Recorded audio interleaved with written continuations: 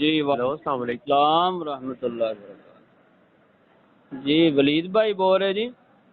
جی جناب کی حال چال ہے سر؟ جی اللہ پاک دا کرم شکر سان مالک دا. ہاں جی اور کل سر؟ گفتگو اپنی وچ رہ گئی سی. ہاں جی سر. میں کہ چلو مکمل کر لئیے. جی سر. اچھا تسی فرما رہے سکے کہ قرآن پاک دے اندر لکھیا کہ جڑے نبی اور ولی مر جان وہ کچھ بھی نہیں کر سکتے. جی تو وہ مطلب نہیں پڑھ ذرا. اداں نہیں سی میں سر یہ کہا سی کہ انہوں کو دعا نہیں کی جا سکتی. نہیں تسی کہا سی کہ وہ مکھی نہیں بنا سکتے یا اس طرح کی کوئی گل کیتی سی تسی. سر میں وضو کی عادت نہیں تسی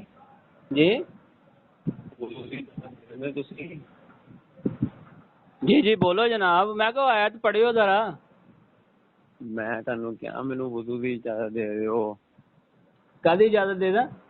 وضو وضو وضو نہیں زبانی پڑھ لو. ہاں زبانی نہیں آتی. زبانی نہیں آتی. موبائل چ ویسے ہے اب موبائل چ کر لو بغیر وضو تو پڑھ سکتے. موبائل چ کر لو. ادے کر لو. چلو میں ایک منٹ تانوں نا نہیں ادھر ہی کال چلتی جی کر لو. کال چلتی جی کر لو. ایک منٹ. نہیں نہیں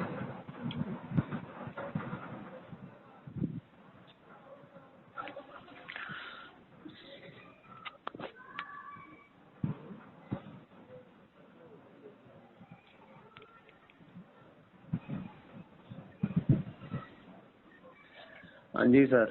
جی سنو سر سورہ فاتحہ سورہ نمبر 35. اچھا جی. آیت نمبر ہو رہی ہے 12 سے 13. اچھا 13 حصہ وا جی پڑھیو جی آیت. یہ والا شروع ہوندا وا والذین جی تدعون من دونہ ما یملکون من قطمیر. قطمیر جڑا وہ گٹھی دا چھلکا. اچھا جی. ان تدعوهم لا يسمعوا دعاءکم ولو سمعوا ما استجابوا لكم جی ويوم القیامة یکفرون بشرککم ولا ينبئک مثل خبیر. صحیح ہے. یہ کی ترجمہ ہے؟ ترجمہ کرو.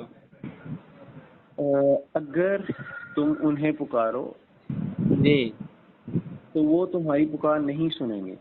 اچھا اور اگر سن بھی لیں تو وہ تمہیں جواب نہیں دے سکتے.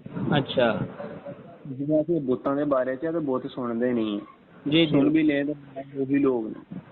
اچھا اور قیامت کے دن وہ تمہارے شرک کا انکار کر دیں گے. سر بتوں تو قیامت دن نہیں اللہ تعالیٰ نے سوال کرنا. کیوں نہیں کرنا؟ میں کرنا بتوں سوال قیامت والے دن اللہ پاک نے. بت بولن گے ادو تے ہاتھ بولن گے ادو. اچھا چلو ترجمہ پورا کرنا. اچھا پورا کا انکار کر دیں گے اور کوئی آپ کو خوب باخبر کے معنی خبر نہیں دے گا. اچھا لاؤ سر اللہ تعالیٰ نے بڑا اچھے طریقے سے کہہ دیتا ہے. تسی دعویٰ کیتا سی کہ نبی ولی جڑے آ وہ جدوں فوت ہو جان ٹھیک ہے ہاں جی تے او اپنا نہ سن سکتے آ نہ جواب دے سکتے آ. تو میں پوچھنا چاہنا کہ اس آیت چ ہے کہ نبیاں ولیاں دے بارے چ ہے کہ نبی ولی جڑے مر جان وہ انہاں دے بارے چ آئے تھے؟ سر قرآن پاک دے وچ نا بہت واضح گلاں لکھ دتیاں گئیاں کہ مینوں میں وہی کہہ رہا ہوں واضح دسو نا پھر اچ نبیاں ولیاں دا ذکر ہی نہیں گا.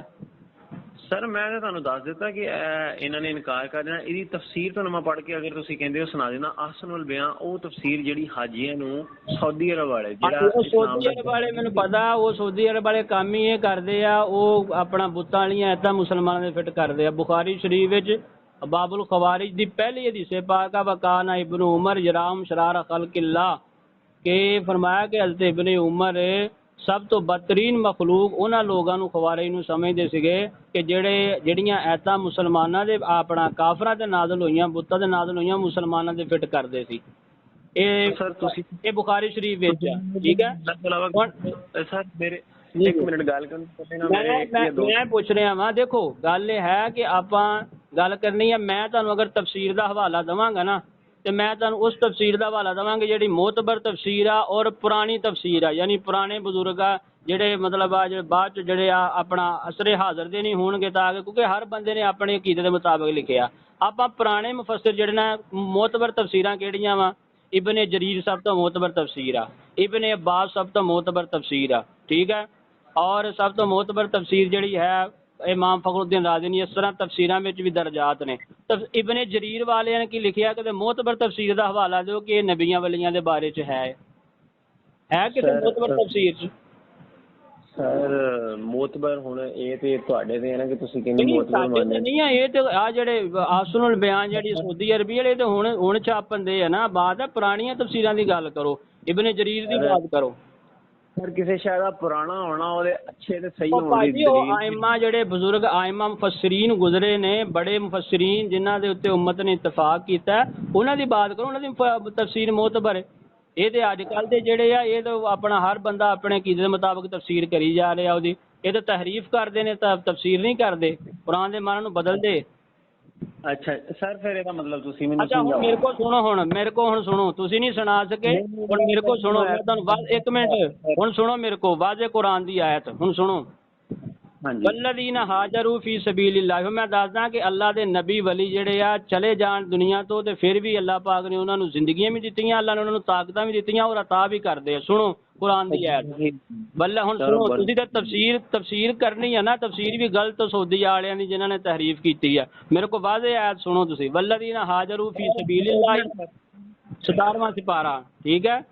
वल्लज़ीना हाजरू फी सबीलिल्लाह, जो लोग अल्लाह की राह में हिजरत करते हैं। हिजरत दो किस्म, सुन रहे हो ना? हाँ जी हाँ जी। हिजरत है दो किस्म दी, एक हिजरत है जी अपना शहर छाड़ना दीन वास्ते, ठीक है। एक हिजरत है आका अलैहिस्सलाम ने फरमाया अल मुहाजिरु मन हाजरा मान अल्लाह व रसूलु। वो भी मुहाजिर है कि जिन्हें अल्लाह और उसके रसूल दी मना की छोड़ दिता और शरीयत अमल किया और अल्लाह दा वली बन गया। अल मुहाजिर वो भी हिजरत मुहाजिर है।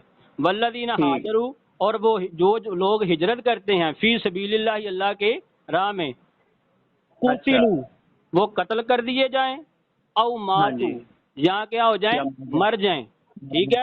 आगे सुनो वादे लफ्ज ने, ये तुहानू तफसीर च भी जान की लोड़ नहीं पैनी, वादे लफ्ज ने।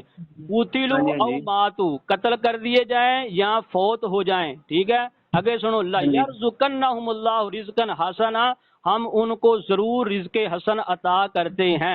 मैं दसो जड़ा मर गया रिज़्क़े हसन उन्हें किदां अता किया जाएगा।